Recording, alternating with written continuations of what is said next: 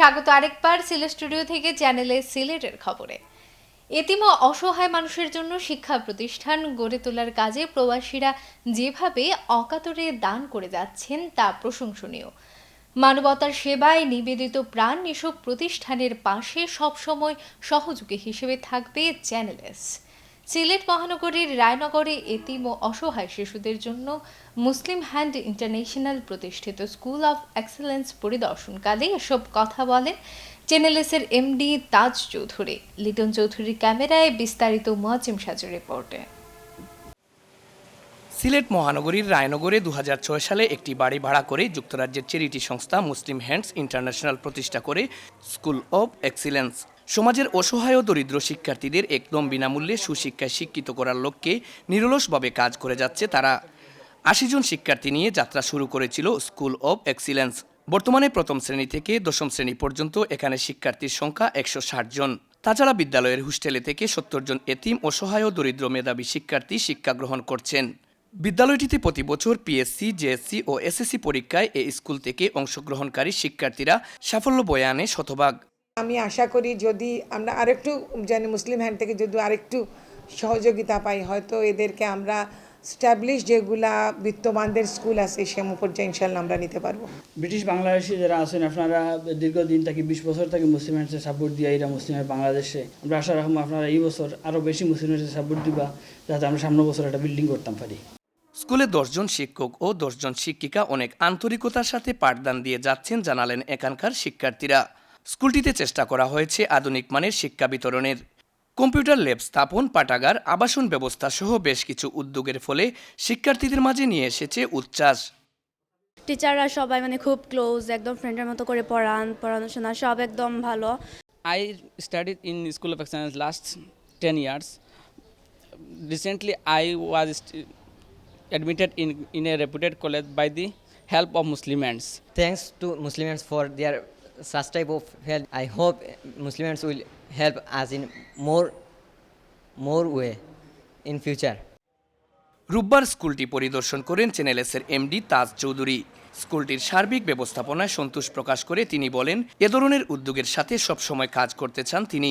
School, hostel এবং খাদিমনগরে স্কুলের নিজস্ব ভূমি ঘুরে দেখে সহযোগিতার আশ্বাস প্রদান করেন তিনি। স্কুল অফ এক্সেলেন্স আসলে কিন্তু এক্সেলেন্স অবভিয়াসলি আপনি এক্সপেক্ট করবা education level would be of that standard. আর ইউকের বাংলাদেশের management is fantastic and the boarding routine সবটা দেখিয়েছি, আসলে they are giving good service and we should come forward and support it. স্কুলটি এগিয়ে যাওয়ার পথে স্কুলের নিজস্ব ভবন ও হোস্টেল নির্মাণ সহ এখনও রয়ে গেছে অনেক প্রতিবন্ধকতা। স্কুলের সাথে সংশ্লিষ্টরা আশা করছেন বিত্তবান দানশীল প্রবাসীরা এগিয়ে আসলে সহজেই এসব প্রতিবন্ধকতা দূর করা সম্ভব। Muazzem Saju, channel S news, Sylhet. Nabiganj বৈশাখী ডাকবাংলোর নতুন রূপে সংস্কার কাজের উদ্বোধন করা হয়েছে। নবীগঞ্জ ডাকবাংলো প্রাঙ্গণে হবিগঞ্জ জেলা পরিষদের প্রশাসক ডক্টর মুশফিক হোসেন চৌধুরী আনুষ্ঠানিকভাবে ওই ডাকবাংলো সংস্কার কাজের উদ্বোধন করেন।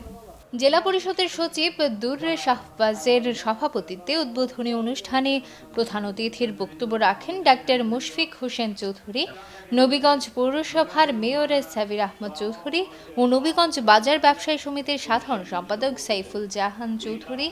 উদ্বোধনী অনুষ্ঠানে বক্তারা বলেন, ব্রিটিশ আমলে নবীগঞ্জের ডাকবাংলো তৈরি হয়েছিল। এই ডাকবাংলো সংস্কার কাজের উদ্যোগ নেওয়ায় জেলা পরিষদ প্রশংসার দাবি রাখে। জেলা পরিষদ এই সংস্কার কাজ বাস্তবায়ন করতে ব্যয় হবে প্রায় 15 লাখ টাকা। সিলেট বিভাগের সাধারণ মানুষের মধ্যে পরিচিত করে তুলতে এলাকা ভিত্তিক ক্যাম্পেইন শুরু করেছেন বিয়ানীবাজার ক্যান্সার ও জেনারেল হাসপাতাল কর্তৃপক্ষ। এই ক্যাম্পেইনে ফ্রি মেডিকেল ক্যাম্পের মাধ্যমে গরিব ও অসহায় মানুষের চিকিৎসা সেবা প্রদানের পাশাপাশি ক্যান্সার ও জেনারেল হাসপাতাল সম্পর্কে মানুষকে ধারণা দেওয়া হবে জানিয়েছেন হাসপাতাল কর্তৃপক্ষ। বিস্তারিত জানাচ্ছেন হেম হাসানুল হক উজ্জ্বল, ক্যামেরায় ছিলেন এটিএম তোরা। বিয়ানীবাজার ক্যান্সার ও জেনারেল হাসপাতালকে সিলেট বিভাগের সাধারণ মানুষের মধ্যে পরিচিত করে তুলতে হাসপাতাল কর্তৃপক্ষ এলাকাভিত্তিক ক্যাম্পেইন শুরু করেছেন। সংশ্লিষ্টরা জানিয়েছেন, ফ্রি মেডিকেল ক্যাম্পের মাধ্যমে গরিব ও অসহায় মানুষের চিকিৎসা সেবা প্রদানের পাশাপাশি ক্যান্সার ও জেনারেল হাসপাতাল সম্পর্কে মানুষকে ধারণা দেওয়া হবে। এই একটা সেমিনারে আমাদের অনেক রুগী বাইরে আসবে, যারা জানে না তারা অসুস্থ, যারা জানে না তাদের ক্যান্সার হয়েছে, তারা জানে না তাদের অসুস্থতা ফিল করতেছে। তো ইনশাল্লাহ আজকে আমাদের যে অনুষ্ঠানটা শুরু করলাম, আপনারা সবাই দোয়া করবেন এবং পার্টিসিপেট করবেন। আপনাদের কোনো অনুষ্ঠান করার যদি ইচ্ছা থাকে তাহলে আমাদের অফিসে যোগাযোগ করবেন। সম্পূর্ণ সিলেট বিভাগে আমরা এই ধরনের অনুষ্ঠান নিয়ে যাব। বুধবার বিয়ানীবাজারের আলীনগর ইউনিয়ন পরিষদ ভবনে ক্যান্সার ও জেনারেল হাসপাতালের সহযোগিতায় এবং যুক্তরাজ্য প্রবাসী মঞ্জুরুস সামাদ চৌধুরী মামুন এর অর্থায়নে পরিচালিত হয় ফ্রি মেডিকেল ক্যাম্পের। এখানে আলীনগর ইউনিয়ন সহ বিভিন্ন এলাকার 200 শতাধিক নারী পুরুষকে ফ্রি চিকিৎসা সেবা প্রদানের পাশাপাশি তাদেরকে ঔষধ সামগ্রীও তুলে দেওয়া হয়। এলাকার গরিব ও অসহায় নারী পুরুষ ঘরের পাশে চিকিৎসা গ্রহণের সুযোগ পেয়ে এই উদ্যোগের প্রশংসা করে। আজকে আইছি বালা চিকিৎসা পাওয়ার জন্য, আমরা বালা চিকিৎসা পাইছি আলহামদুলিল্লাহ। পা ভাঙা মাথা ঘুরায় ফ্রি চিকিৎসা করবা, ও চিকিৎসার লাগে আমি আইছি। আমার বাড়ি কেন আছে, ডাক্তার দেখাইছি, চিকিৎসা করছি, ঔষধের লগে পাইছি। জনপ্রতিনিধি সহ প্রশাসনের কর্মকর্তারা ফ্রি মেডিকেল ক্যাম্প ঘুরে দেখেন। তারা বিয়ানীবাজার ক্যান্সার ও জেনারেল হাসপাতালের উদ্যোগকে সাধুবাদ জানানোর পাশাপাশি সকল প্রবাসীদের এলাকার মানুষের কল্যাণে এরকম উদ্যোগ গ্রহণের তাগিদ দেন। শুধু বিনিয়োজন না, সমস্ত বাংলাদেশেই এটা একটা সর্বপ্রথম প্রত্যন্ত অঞ্চলে একটা ক্যান্সার হাসপাতাল। এই বিনামূল্যে যে চিকিৎসার কারণে এই অঞ্চলের মানুষ অনেক উপকৃত হবে। ডায়নামিক চেঞ্জ আমি বলবো যে আমরা একটা ক্যান্সার হসপিটাল পেয়েছি। এদিকে বুধবার সকালে ফ্রি মেডিকেল ক্যাম্প শুরুর প্রাক্কালে এক আলোচনা সভা ও দোয়া মাহফিলের আয়োজন করেন বিয়ানীবাজার ক্যান্সার ও জেনারেল হাসপাতাল কর্তৃপক্ষ। বিয়ানীবাজার উপজেলা পরিষদের চেয়ারম্যান আতাউর রহমান খান এতে প্রধান অতিথির বক্তব্য রাখেন। এ সময় বিশেষ অতিথির বক্তব্য রাখেন বিয়ানীবাজার উপজেলা নির্বাহী কর্মকর্তা আসাদুজ্জামান, ক্যান্সার ও জেনারেল হাসপাতালের প্রধান নির্বাহী শাহাবুদ্দিন সহ আরও অনেকে। এম হাসানুল হক উজ্জ্বল, চ্যানেল এস নিউজ, সিলেট। বর্ণাঢ্য আয়োজন আর হাজারো দর্শকের উপস্থিতিতে সম্পন্ন হলো বিশ্বনাথের বেদ শান্তিতে ইউনাইটেড স্পোর্টিং ক্লাবের প্রথম ফুটবল টুর্নামেন্ট প্রতিযোগিতা। অলংকারী ইউনিয়নের বেদশান্তি গ্রামের মাঠে টুর্নামেন্টের ফাইনাল প্রতিযোগিতার পুরস্কার বিতরণী সভায় প্রধান অতিথি ছিলেন নিখোঁজ বিএনপি নেতা এম ইলিয়াস আলীর সহধর্মিণী কেন্দ্রীয় বিএনপির সদস্য তাসিনা রুশদের লুনা। ফাইনালে আশুগঞ্জের বার্সেলোনা ক্লাবকে 1-0 গোলে হারিয়ে রিকাবি বাজারের প্রত্যাশা ক্লাব চ্যাম্পিয়ন হয়। পুরস্কার বিতরণী সভায় তাসিনা রুশদের লুনা বলেন, জাতীয় দলে যারা খেলছেন, ইতিহাসে যারা স্মরণীয় হয়েছেন, তাদের সকলেই গ্রামগঞ্জের খেলা থেকেই শুরু করেছেন। লক্ষ্যে পৌঁছতে হলে ঘাত প্রতিঘাত, জয় পরাজয় মেনেই চ্যাম্পিয়ন হওয়ার প্রত্যয় নিয়ে এগিয়ে যেতে হবে।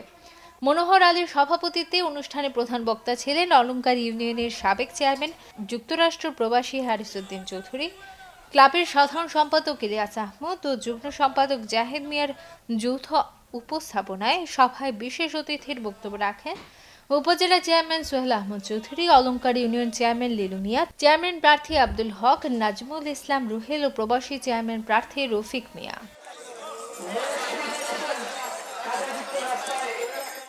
সিলেটের খবর আজ এ পর্যন্তই। সিলেট বিভাগের প্রত্যন্ত অঞ্চলের খবর জানতে চোখ রাখুন চ্যানেল এস এর পর্দায়। এতক্ষণ সাথে থাকার জন্য ধন্যবাদ। আল্লাহ হাফেজ।